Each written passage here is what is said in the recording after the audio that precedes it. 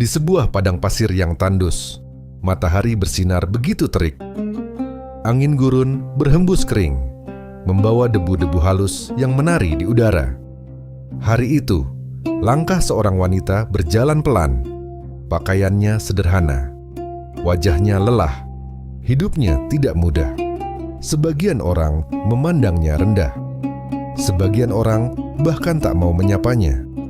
Namun, tidak ada yang tahu bahwa di balik langkahnya yang berat, tersimpan hati yang masih mampu merasa iba.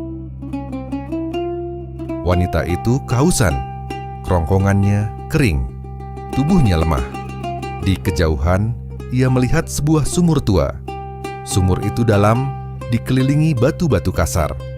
Dengan sisa tenaga, ia turun perlahan ke dasar sumur untuk mengambil air. Ia meneguk air itu dengan penuh syukur.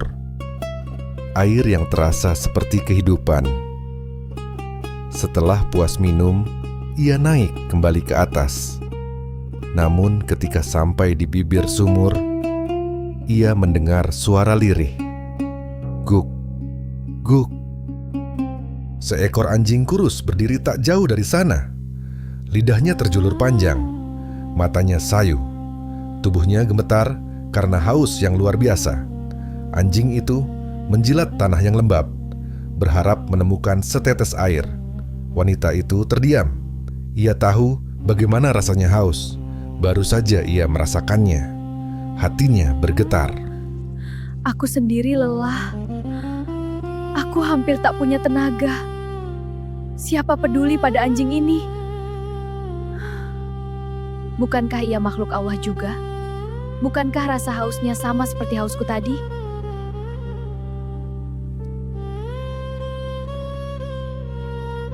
Tanpa banyak berpikir, ia kembali turun ke dalam sumur. Padahal tubuhnya sudah gemetar. Ia tak memiliki ember, tak punya wadah. Maka ia melepas sepatunya, mengisinya dengan air, menggigit ujungnya dengan hati-hati. Langkahnya pelan, tangannya gemetar. Ia mendekati anjing itu. Dengan lembut, ia tuangkan air itu di hadapan sang anjing. Anjing itu minum dengan lahap. Matanya yang tadi sayu kini berbinar. Ekor kecilnya bergerak pelan, seolah berkata, "Terima kasih." Wanita itu tersenyum. Untuk pertama kalinya hari itu, ia merasa damai. Ia tak mengharapkan pujian. Tak ada manusia yang melihat. Tak ada tepuk tangan. Namun Allah melihat.